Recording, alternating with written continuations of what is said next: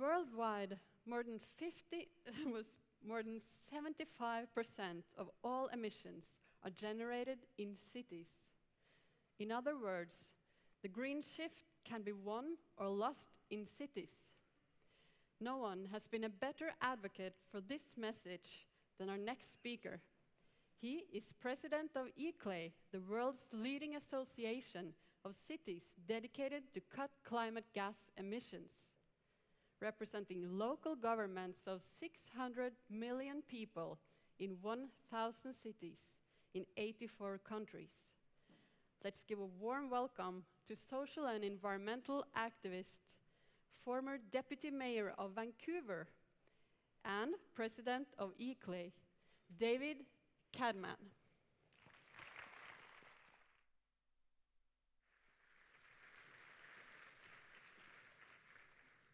Thank you very much. To be or not to be, that is the question.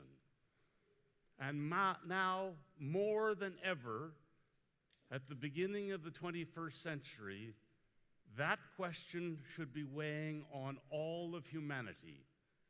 We've known about climate change for a long, long time, but we failed repeatedly to act upon it. We've lived like there is no tomorrow, that adage of the 60s, and we've now come face to face with the reality of climate change.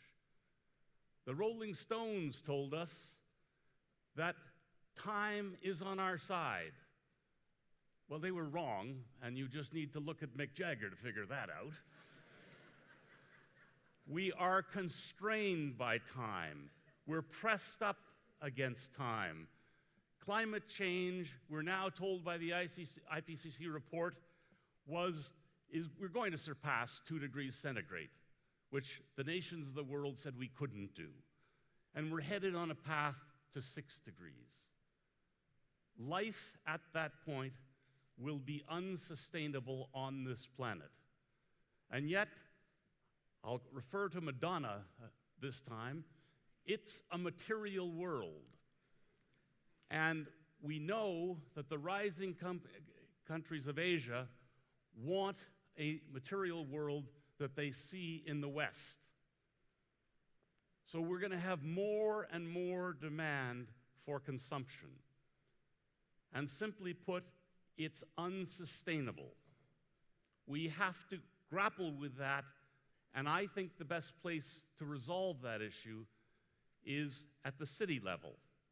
Why? Well, let's start with 50% of humanity currently lives in cities, soon to be 75%, and by the end of the century, 90%. In the next 40 years, we will build more than has ever been built in all of humanity.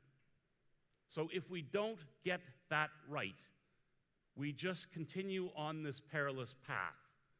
We have to turn it around. We have to turn it around locally, and we have to engage our communities to figure out how to do it in every place. 2/3 of humanity lives along the oceans, and more people will be moving to those communities. They're going to be exposed to rising sea levels. Already we know that the Arctic is melting. We know that the Antarctic is melting. We know that the glaciers of the world are melting. And that's posing major problems in terms of water flow and rising sea levels that those cities are going to have to deal with. And more people are going to be there. There's 7 billion people on the planet today. Shortly, there will be 10 billion people on this planet. 5 billion will be in Asia. 3 billion will be in Africa. 1 billion will be in Latin America. And only 1 billion will be in North America and Europe. We are only going to be 10% of this planet very shortly. So our ability to influence the future depends on what we do today, where we live. We have to transform our society. We have to move to a sustainable green society. Can we do it? Of course we can. It's not rocket science. We know how to do it. We've seen the Danish experiment in wind power and solar power. We've seen the German experiment in solar power. Other cities are doing geothermal. When they put in a building, they put a pipe down into the ground and bring up warm air in winter and cool air in summer. We can do this. We have to do a transportation shift. We have to get away from the vehicle. If you want to see that in its most stark form, go to Beijing. The first time I went to Beijing, there were bicycles everywhere. Now there are cars everywhere. There's congestion. And Deng Xiaoping said, it doesn't matter if it's a white cat or a black cat, as long as it catches mice. The reality is, both the black cat and the white cat are dying. Only the green cat is going to survive. And the people of Beijing know that the air that they're breathing is polluting their bodies and shortening their lives. So that transformation has to come in all of the cities of Asia. And it's slowly beginning, the consciousness is slowly beginning to come. But still, they build a power plant, coal-fired power plant, once every week. And those plants, once built, will be in place for 50 years. So we're living in times where we know what we have to do, but we're not doing it quickly enough. And I believe, and I know, that cities are the place for that transformation to take place, because we're going to be 90% of the population by the end of this century, and what we do there matters. So we talk about recycling and say that's wonderful. I say it's not good enough. Recycling is socializing industry's waste. We need to ban products from the landfill. We need to put a price on those products when they're sold, and we need to go back and force those companies to take back their waste that they've socialized. In British Columbia, we've got a system where there's a deposit legislation, and you pay a deposit on 34 items, including electronic goods, at the point of purchase, and you take them back and say, I bought this from you, it's yours. You figure out how to recycle this. It's not the city's problem. It reduced our it reduced our waste by 50% in 5 years. We can go farther. The cities shouldn't be dealing with industry's waste products. We should be dealing with building a new future, building buildings that are sustainable and will be the models of the future. Architecture 2030 has told us that we can, in every city in North America, by simply using the solar exposure of the roof and the solar sides of the wall, generate enough energy to supply every single city in America, and in Canada for that matter. We know that. We can do it. We can transform the urban landscape. We can move away from a car-oriented culture. My city said no to freeways. And everyone said, oh, this is going to be the end of your city. Well, now it's the most sustainable city in the world as a consequence of that. And in our downtown core, 80% of the trips are taken by walking, cycling, and public transit. Only 20% by motor vehicles. And young people are beginning to change. They're saying, I don't need to buy a vehicle and pay insurance and pay maintenance and pay gasoline. I can join the car cooperative and get a car when I need one, but use other means of transportation the rest of the time. And I think some of the answers in some of the cities that are more hilly is going to be the implementation of the electric bicycle, electric-assisted bicycle. That's going to allow more people to get around more cities without the incumbents of the automobile.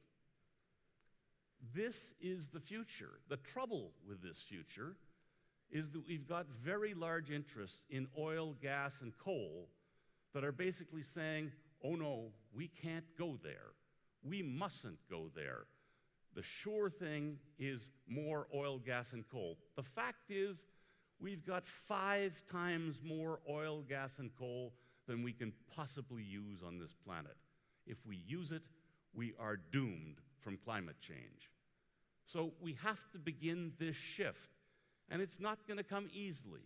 We are habituated to the automobile, and we need to shift away from the automobile. One of the things we did in Vancouver, I chaired the Transportation Authority, and we went to the businesses and said, no more subsidized parking. You need to buy passes, transit passes, for all of your employees. And they did it. And they used the revenue that they began collecting from those recalcitrant ones who insisted on driving their cars to pay for the transit passes. And now I've got people who run parking lots complaining to me, saying, our parking lots aren't full. You've destroyed our business. And I go, well, maybe. That's not my problem. It's your problem. You need to come in and talk to us about repurposing your land for another purpose and beginning to build a denser, more compact, more sociable downtown core. We now find that rather than what used to happen where people would vacate the downtown core and go to the suburbs, the downtown core is alive and vital. Theater's there. Art is there. People are coming back to the downtown core because it's a vital place to live. That's what we need to do with all of our cities. But we can't do it without engaging all of the sectors. And I want to particularly say in the UN system, and we're coming up to COP15, we need to absolutely push for the involvement of women, 50% of the world.